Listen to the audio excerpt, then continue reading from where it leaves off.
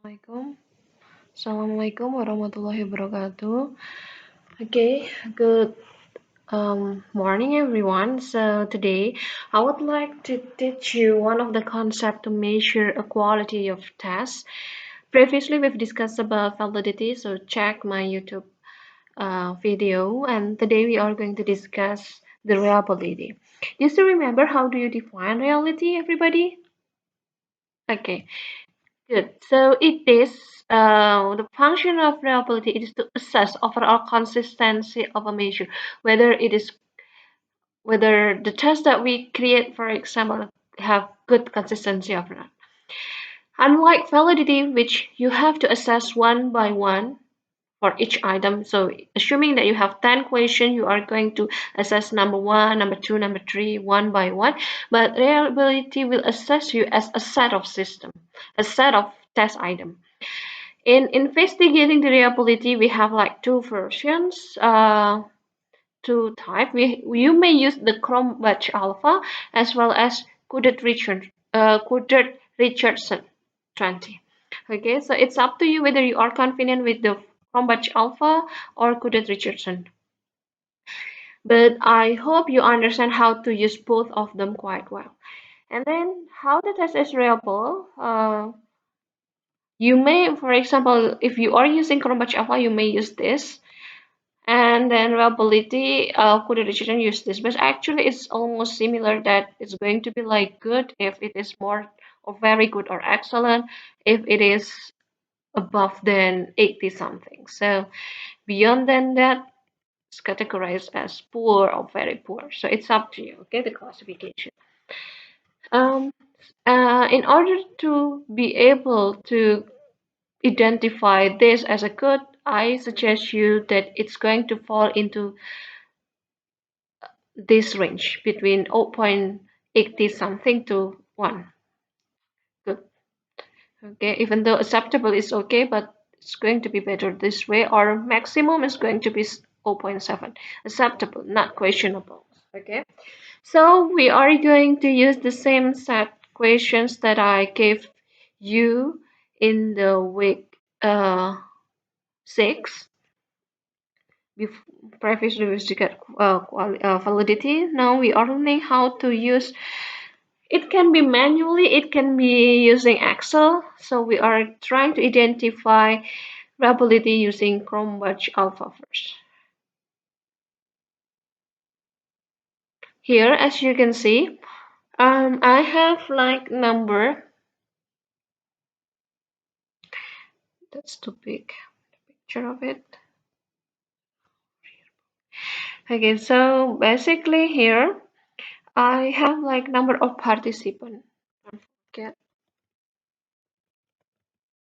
I I have like 20 students, for example, involved with 20 questions, but it's up to you. So what you are going to do in identifying the Cronbach alpha is that you have to know the total first. I'm going to delete some, so again, you are going to be with me. Oops. Everything needs to be deleted first. Okay. Clear content. Manually. If you have to learn how to use Excel, okay, properly. Okay, so the first and this, if you are using Cronbach Alpha, you only need to look for two data, variance as well as the total. Which one is the first one? Okay, total. So you are going to know the total of participant one getting how many correct answer are they using the sum, and then you are going to drag over from questions number 1, drag over to questions number 20. Okay, and then you are going to drag over for participant 2 till participant 20, like this. Okay,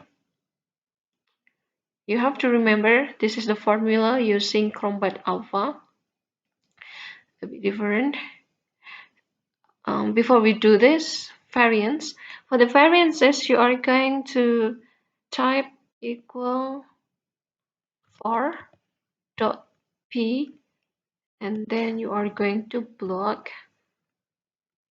from B2 or okay, equation number one, answer by participant number one till B20. Okay, you are going to have the variances over there, and then this one. I'm going to delete the item first. Okay, in order to answer this, or in order to calculate this using Excel or manually, you have to know. Okay, K means okay. Start from alpha. Alpha means reliability of the test using Cronbach Alpha. K means the number of the test item. We have how many? We have 20. Okay, good. And then sum of the variances means that you are going to sum variances one to this one. So you are going to use the sum formula, drag over from B22 in my slide here to U22, and then sum of it. And then the variance of the total score. The variance of the total score means that you have the total score over here, and then you are going to have the variance. So what you are going to do is that you are going to type equal 4.p, and then you are going to drag over v to total, okay, to v21, and then 15, and then you already know that k means okay alpha. K means the number of the test item. 20 minus 1, okay, 1, and then this one sigma alpha b2 means that the sum of the variance, and then alpha t2 means the variance total. So here the sum of the variance 3.07, and then variance 15, and then 20 divided by 19, 1. You have to calculate it first. You may use Excel if possible. So equal 3.07 divided by 15. See 0.2. I type 0.2, and then we have to calculate 20 divided by 19. 1.05, and then 1 minus 0.2, 0.8, and then you have to calculate this multiplied by 0.5. See, so you are going to have the reliability using Cronbach Alpha 0.84. Once you check again, it is categorized as good, so it may be concluded that you may use.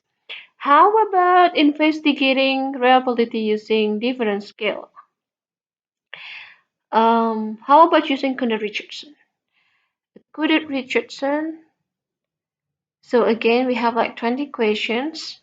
And then what you are going to do, the first one is that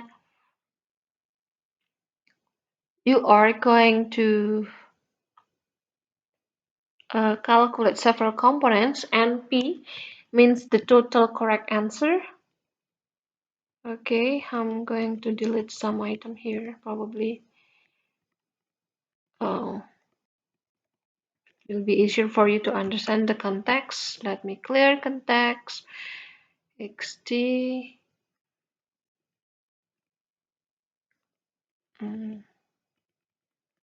So we are going to start together.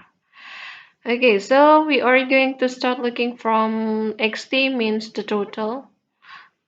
So equal sum, because we have different experts, so they use different symbols, so you have to be careful. Sum of it, 19, drag over again to know the result. Okay, already.